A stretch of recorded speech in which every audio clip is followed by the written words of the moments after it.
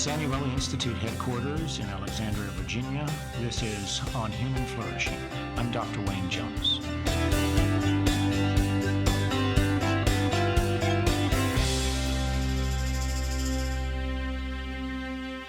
My guest today is Bill Novelli, former chief of the American Association of Retired Persons and currently a professor in the McDonough School of Business at Georgetown University in Washington, D.C. Mr. Novelli is a recognized leader in social marketing and social change and has managed campaigns in smoking cessation, diet nutrition, cardiovascular disease, reproductive health, infant survival, and charitable giving, and many, many other programs in the U.S. and in the world. His current work at Georgetown focuses on social entrepreneurship. Bill, it's great to have you here, and thank you for coming down to be part of this program. What we try to do is tap some of the great minds in the world around health care, how human flourishing occurs, wellness and well-being in this show, and try to give our listeners an exposure to some of those ideas by individuals that have been both at the heights and at the bowels of doing that. And so I know you've been in all of those places as really one of the national leaders in the area of health and healing, as well as social change and large social change components in those areas. What do we need to do to develop a system that now is not so focused on the acute care component of it, but can really effectively improve on the care of aging population and at lower costs? Well, it's a terrific question, Wayne. First of all, I want to thank you for having me. It's a real pleasure to be here. Yeah, you're right. The population's aging very rapidly in the U.S. Of course, that's happening around the world. And you know that famous statistic that 10,000 people turn 65 every day in this country.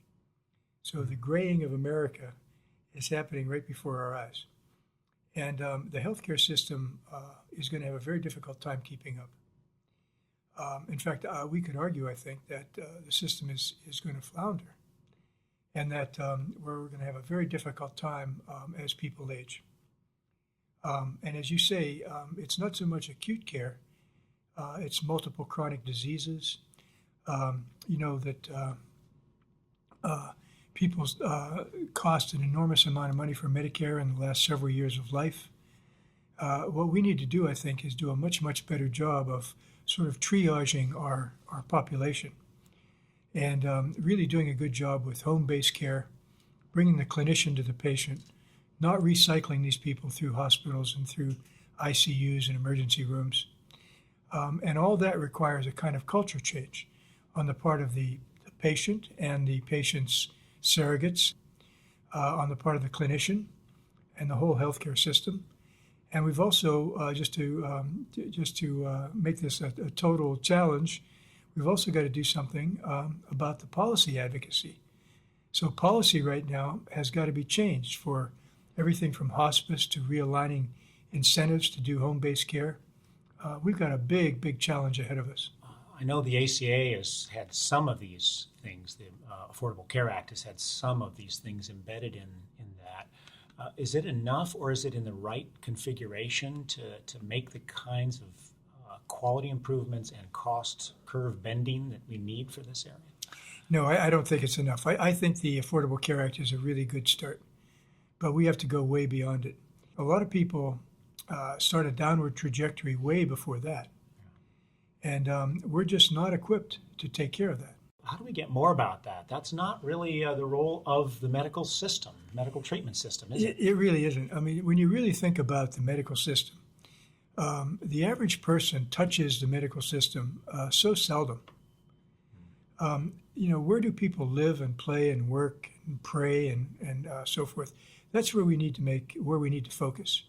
Now, of course, doctors and nurses are enormously respected, and they have the opportunity to create change. But really, we have to think about the other 90% of a person's time, or 95% of a person's time, and we have to do something about that whole population situation. You know, one of the facts that comes back to me repeatedly from my AARP days is that people 50 and older are the most sedentary population in America. Well, we can't have that. we need to make change there. People need to get exercise. They need to be active. It's going to make a huge difference in their lives and in their future. So it's not so much just the healthcare system. It's where we live and work and play. Yeah, no, I think that's fantastic. How do you sort of reach out into that larger world? You've been very helpful in advising us on something that we've been doing here at the Samueli Institute called the Wellness Initiative for the Nation, in which we're trying to bring stakeholders that all have an important role in creating health, not just medical treatment, but really the salutogenic or the health generation part. And the wellness is the umbrella term, well-being is the umbrella term we're using for that. And there's no particular stakeholder that really can make this happen by themselves, is there? I mean, policy, you mentioned that, but corporate sector, schools. Yeah, you're really on the right track with what you're doing. The whole idea of stakeholder relations is a key part of this. So let's take, for example, the fast food industry and the soft drink industries. So those people are contributing very substantially to obesity and to overweight in this country. And at the same time, they're trying to do something about it.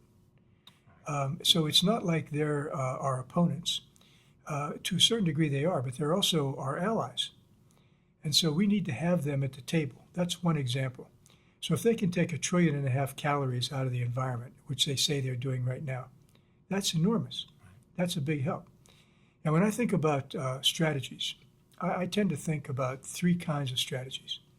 So one is an active strategy. We have to persuade somebody to exercise. We have to persuade somebody not to smoke. We have to persuade somebody to eat nutritiously.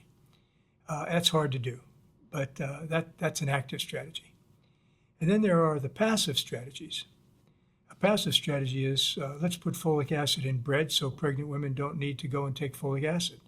Or let's put fluoride into the drinking water so kids don't get cavities. This is where the soft drink industry and the fast food industry come in, and the snack industry, to the degree that they can engineer snacks with less sugar, less grease, less salt. People are still going to snack. They're still going to drink soft drinks, but it'll be a passive strategy. People don't have to change their behaviors, but they will hopefully be healthier. And then the third strategy I think about a lot is what I call sanctions. So if you think about it, the seatbelt changes that took place in this country were not basically behavior change or persuasive strategies. It was the old, if you don't buckle up, you're going to get a $100 ticket. Right. Now that's a sanction, and that had an effect. I drive at 30 miles an hour on a street near my house because they have traffic cameras. Right. And I hate those traffic cameras, but I don't want to get another ticket. Right. That's a sanction. Right. And we have a lot of those. So a carrot and a stick. The carrot and the stick moves people in a certain direction. That's right. So all 3 of those kinds of strategies are critical. And as I said to you, before, your stakeholder relations is a key part of this.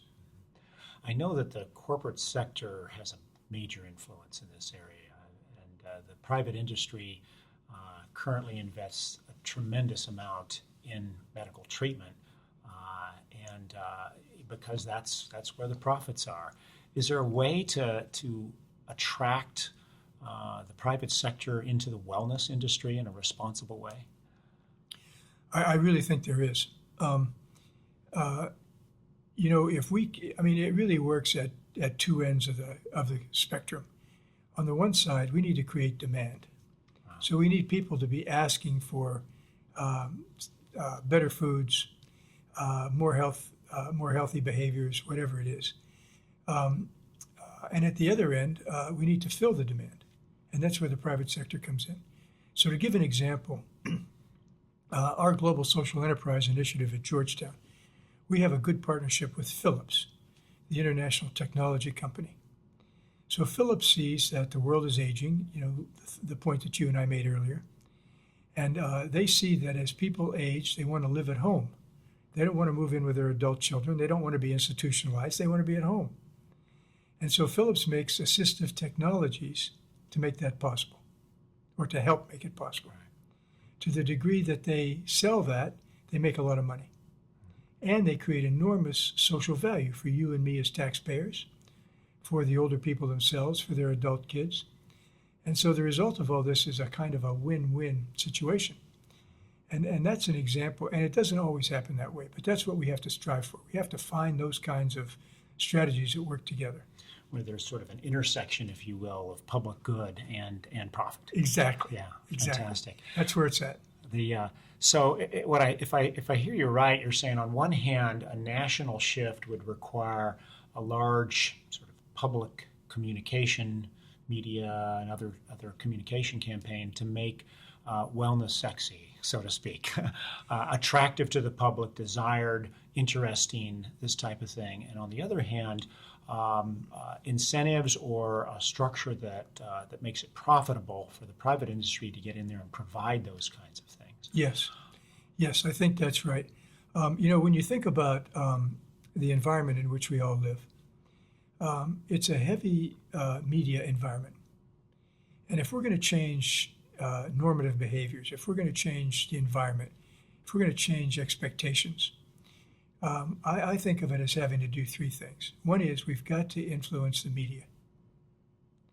So if you look right now at smoking, there was an article in today's newspapers, and yesterday a report came out saying that smoking is way down among kids. Now, we can all take pride in that. But now more children are using e-cigarettes than they are regular cigarettes. Mm-hmm. We have no idea what that means. Right. We've got to think about what is the normative behavior. Are cigarettes becoming re-glamorized? When you see movie actresses using e-cigarettes and vaping and whatever it is they do. Right. So I think of environmental change as requiring three things. One is the media. We've got to influence the media. Number two, we talked about it before, and that's policy. So the biggest changes come about as a result of policy change. Tobacco is a good example. Raise taxes, which is a policy issue. Smoking goes down among kids and adults. Ban smoking in public places. Smoking goes down among kids and adults. So policy is critical. And then the third area where we can really change the environment is technology. So my favorite example, and I have no idea whether this is ever going to work or not, maybe you and I will talk about it in 10 years, are these cars that are going to be driving themselves. Google's been working on this. Right. So we get in a car and we say, take me to Pittsburgh. Right. And then we sit back and read the newspaper. Right. Or do whatever we're going to do. And they claim that they'll reduce accidents by some stupendous number, and they'll be really safe. Now, that's an example of technology. They may put a lot of cab drivers out of work, but there's an example of technology in our futures. Yeah. So environmental change requires policy change, media change, and technology. That's fantastic. Could we talk a little bit more about the policy component? Recently, I've been looking at things called social impact bonds and other similar types of things where there are policy attempts to get the private industry to jump in and solve a problem. And if they do it, they actually reap then some of the profits or the benefits for that, and it saves overall costs. Are there policy changes nationally that could be done that could accelerate some of the types of wellness activities, both on the industry and the personal side, that you think might be of value? I do think so, Wayne. I gave those tobacco examples. Now that's both at the national and the state level, right. And even at the city level. When Mayor Bloomberg put a really heavy tax on cigarettes, they basically ran the numbers and showed that he was going to essentially have an impact on about 650,000 lives in New York. Right. So there's an example of a city policy change. Today, we have such dysfunction in our Congress and in our administration that I think a lot of this is shifting to the states. And we have real opportunities at state levels to change policies towards better health, towards changing normative behaviors and so forth. And we've really got to focus there. That's what I'm doing right now with our Coalition to Transform Advanced Care. So we're saying to ourselves, look at hospice. Hospice is a wonderful, wonderful institution, and it really is helping people. but it's not being used as well as it can be. The average physician refers a patient to hospice with only about, at best, 2 weeks of life. People should be in hospice much longer than that. And you got to be able to provide both curative care and comfort care in hospice. So these are all policy changes that need to be pursued. Hospice and Palliative Care Association literally sits behind our organization here, and we've been in some deep conversations with them about how to do exactly what you've described. Are there ways to create learning organizations, learning networks that can begin to expand the palliative care component or the hospice-like type of care into a broader delivery system? I really think there are. There are so many interesting things that are happening today. Informal networks, for example, these naturally occurring retirement communities. Now, this is not the state doing something or the feds doing something. These are people gathering together and saying, hey, we're getting older, we need some help, let's put some money together, let's figure out how to do this on our own. So there are a lot of network activities going on. I think one of our most powerful tools, if you will, are the baby boomers. So the oldest of the boomers is going to be 68 in January. And these are people who have been catered to their whole lives. Right. And because they've been such a huge population cohort, they reinvented kindergarten. And now they're reinventing old age. Right. And they're feisty. Right. And they're not going to stand for what their parents accepted. So what we have to do is stir them up. Right. Stir that pot.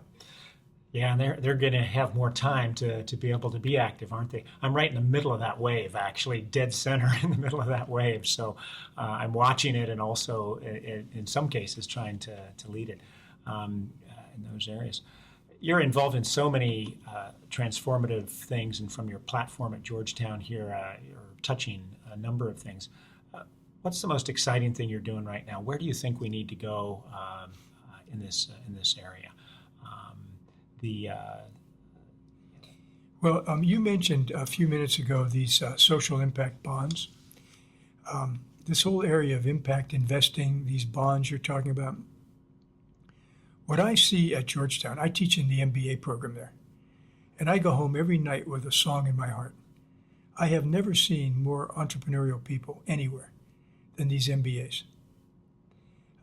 They're going to go out and they're going to make a difference. And you talk to 5 of these people and you get 7 ideas for a startup or a new idea or whatever. And many of those are social. Yeah, a lot of them want to make $10 million and have a new Facebook or $100 million. But many of them have social strategies behind all this. Impact investing is a good example of that. So what we're going to see, I think, is young people doing startups, and also being change agents within large organizations. I see these people as really, the coin of the realm today is the word disruptive. I see these people as being really disruptive, and I say more power to them. I mean, we need to really change things, and I think they're going to be a big part of this. So any of these global social enterprise programs that we have at Georgetown, at any one time, we may have 10 or 15 MBAs working on those programs. And they represent really, I think, they represent energy and change. Right. So what I'm hearing you say is that there's really 2 powerhouses, probably more than that, but at least 2. And if there are listeners to this program that are in those programs, the young social network, social entrepreneur folks, they have tremendous capabilities to have a national impact, global impact. But also the aging baby boomers who now have more time on their hands, more need, more experience in those areas that could get active in those areas. Yeah, and they're at the opposite ends of the spectrum. Exactly. I mean, we've got all kinds of, I don't want to use the word weapons. Let's say tools. I know Aspen Institute launched a program recently called 2-Generation Aspect, and it sounds like this fits directly into that effort. Yeah, and when I was at AARP, I used to think about this a lot. A lot of our strategies really need to be intergenerational. When you think about the generations in this country, probably everywhere, but certainly here, they're really closely connected. I mean, what do older people care about? They care about their kids and their grandkids. You know, you talk to these young kids, what do they care about? Their parents and their grandparents. So we have powerful intergenerational opportunities to build upon. Well, that's tremendous, Bill, and I look forward to continuing to work with you on the Wellness Initiative for the Nation and some of these efforts, bringing these change agents and leaders together, such as yourself and the students that you teach. So thank you for joining us, and I really appreciate the time and all that you've done for this country. Well, it's my pleasure, Wayne, and I really appreciate your leadership in all this. With the goal of facilitating health for all, there are many drivers that influence this shift in focus from sick care to health care.